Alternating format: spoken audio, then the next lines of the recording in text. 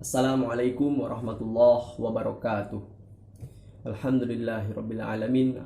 Assalatu wassalamu ala asrafil anbiya'i wal mursalin sayyidina wa maulana Muhammadin wa ala alihi wa sahbihi wa barik wa sallim ajmain, amma ba'du.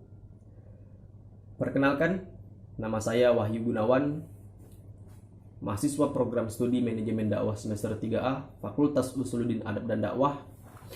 Kali ini saya akan membuat sebuah video untuk memenuhi salah satu tugas mata kuliah komodifikasi dakwah yang diampu oleh Bapak Dr. Samsul Hidayat MA. Nah, materi yang saya akan bawakan atau yang saya akan paparkan adalah materi yang berjudul Komik Islam di Media Sosial Instagram, Dakwah Kreatif Melalui Komik. Selamat menyaksikan.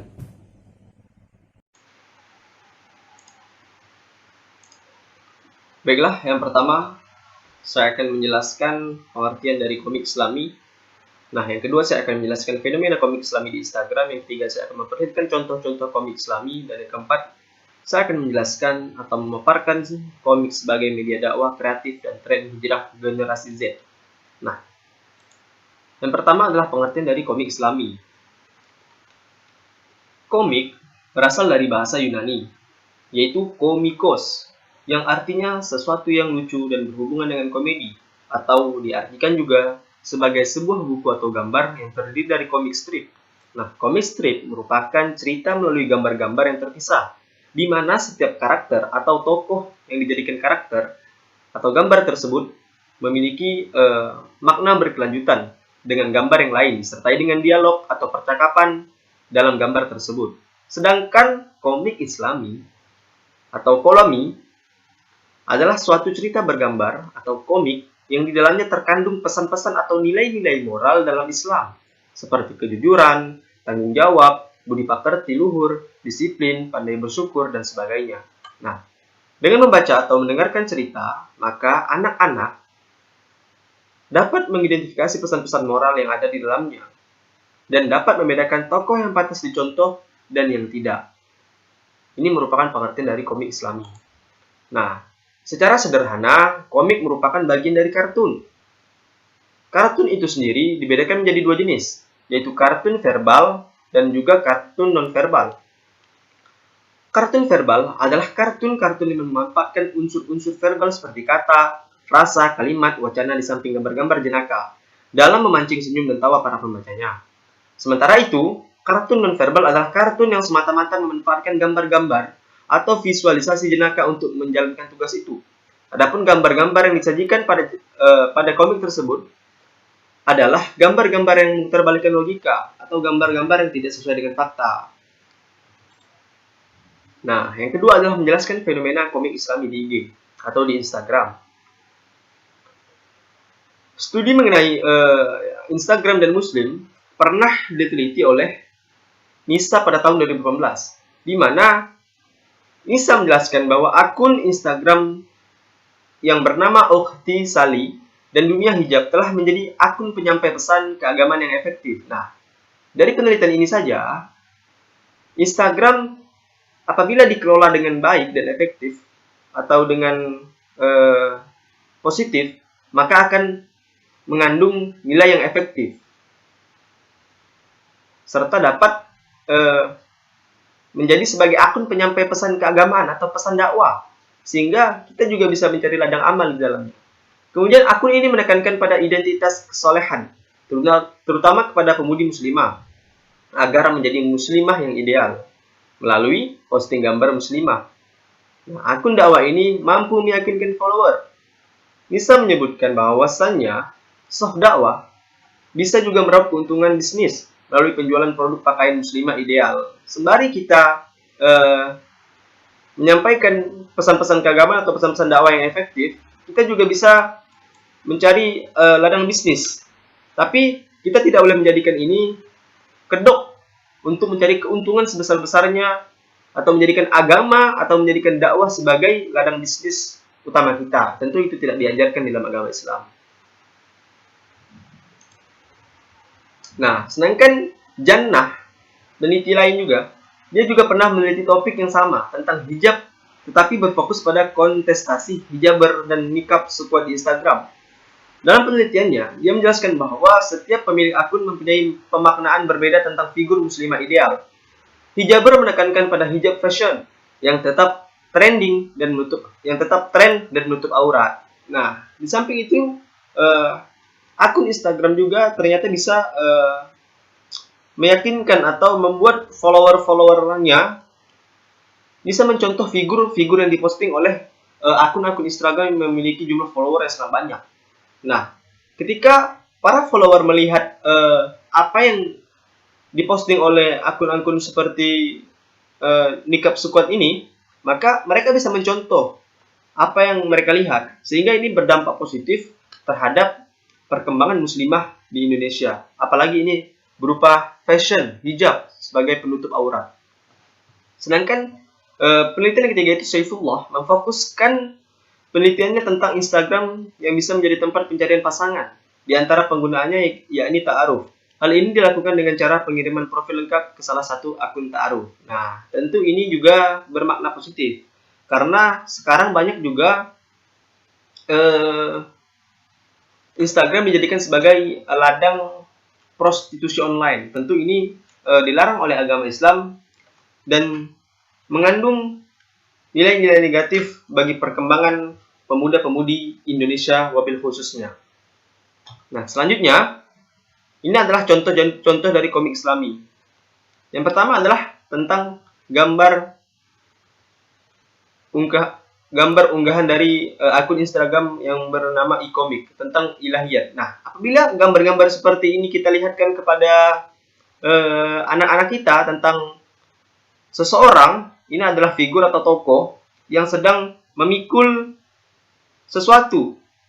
Nah, tentulah ini akan dicontoh oleh mereka sebagai atau kita menjelaskan kepada mereka bahwasanya kita menjadi seseorang haruslah berusaha bekerja dengan sungguh-sungguh tanpa mengeluh. Seperti yang disampaikan oleh gambar ini. Nah, kita bisa tunjukkan gambar ini kepada mereka sehingga mereka tidak hanya mendengar, tapi mereka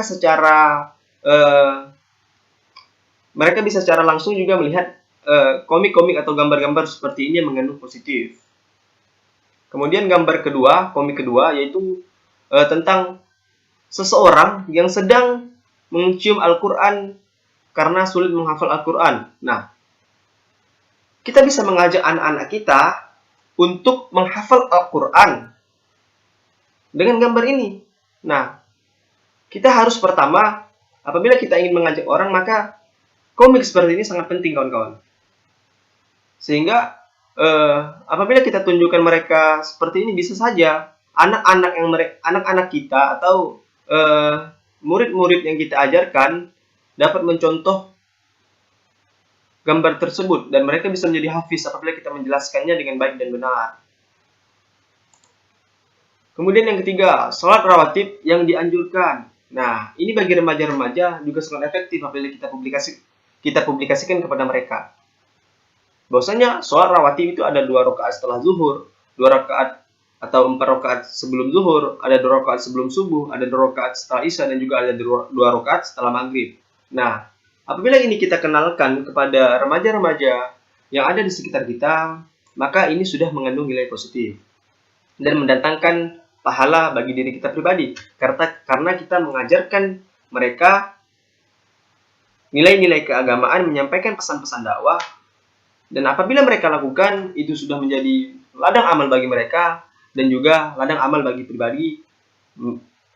bagi diri kita pribadi, karena kita mengajarkan mereka melalui komik ini bisa mendatangkan pahala yang berlipat-lipat ganda. Nah, yang keempat adalah komik sebagai media dakwah atau komik sebagai media dakwah kreatif dan tren hijrah generasi Z. Pada tahun 2019, yaitu tahun lalu, jumlah pengguna aktif Instagram mencapai 150 juta pengguna yang didominasi oleh generasi Z. Nah, apa itu generasi Z? Generasi Z adalah generasi yang dilahirkan pada tahun 1996 hingga 2010. Yaitu generasi yang melek teknologi atau memahami betul teknologi dibandingkan dengan generasi-generasi sebelumnya yang tidak paham akan teknologi dan ketertinggalan terhadap teknologi. Khususnya media sosial dibandingkan dengan generasi sebelumnya. Di antara ciri generasi Z adalah pola pemahaman mereka tentang sesuatu serba instan dan singkat. Nah, di Indonesia, generasi Z adalah remaja yang duduk di bangku sekolah menengah pertama SMP ataupun sekolah menengah atas SMA. Nah, itu merupakan generasi Z. Generasi Z memperoleh berbagai macam informasi di media sosial yang umumnya dihadirkan secara sederhana dan menarik, baik berupa meme ataupun video singkat. Nah, terhadap meme atau video singkat ini bisa kita maksimalkan untuk memasukkan materi-materi keislaman sehingga mereka akan lebih tertarik terhadap itu. Media sosial menjelma sebagai media bagi agenda dakwah Islam populer.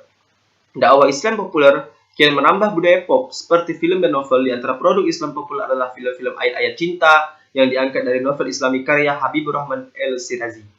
Selain novel dan film, kehadiran dakwah kreatif yang dilakukan oleh Felix Xiao atau Ustadz Felix Xiao di media sosial menjadikan Islam populer semakin marak. Ustadz Felix Xiao berfiliasi dengan Hizbut Tahrir Indonesia (HTI), tetapi cara dakwahnya berbeda dengan tokoh HTI yang lain yang cenderung kaku dan tegas. Nah, saat diluncurkan pada Oktober 2010, Instagram menjadi platform populer di dunia yang membagikan foto dan video yang banyak digemari oleh anak muda. Di Indonesia sendiri, yang penduduknya adalah mayoritas Muslim, media sosial menjelma sebagai ruang publik Muslim untuk membagikan foto dan video ceramah tentang persoalan keagamaan. Nah, fenomena ini mulai muncul seiring dengan minat anak muda yang menggandrungi agama. Tidak hanya itu, beberapa ustadz baru muncul berkat platform Instagram seperti Ustadz Abdul Somad, Adi Hidayat, Khalid Basalama, Felix Xiao, Hanan Ataki, dan beberapa ustadz lainnya yang memiliki follower yang didominasi oleh anak muda. Wacana hijrah juga berkembang di media sosial. Selain dipengaruhi oleh beberapa artis yang berbondong-bondong melakukan hijrah, wacana ini juga banyak dipengaruhi oleh media sosial, terutama oleh Hanan Ataki yang mempopulerkan wacana hijrah dengan gerakan pemuda hijrah. Dengan mengutip pendapat Brent Turner, Kailani, dan Sunarwoto menyebut gejala ini sebagai Pienstensip, ini keinginan untuk berpenampilan Islami serta membeli produk halal dan perumahan halal. Wacana ini kemudian berubah menjadi komunikasi agama dalam berbagai bentuk seperti tren pakaian muslim berupa jilbab syar'i dan niqab. Nah, mungkin hanya ini yang dapat saya sampaikan. Semoga apa yang saya paparkan menjadi sebuah keberkahan bagi kita semua dan mengandung nilai positif bagi kita semua. Akhirul kalam, kesalahannya datang dari diri saya pribadi dan kebenaran datangnya dari Allah Subhanahu wa taala. Ambil hikmahnya dan buang jeleknya. Saya Wahyu Gunawan undur diri. Wabillahi taufiq wal hidayah. Wassalamualaikum warahmatullahi wabarakatuh.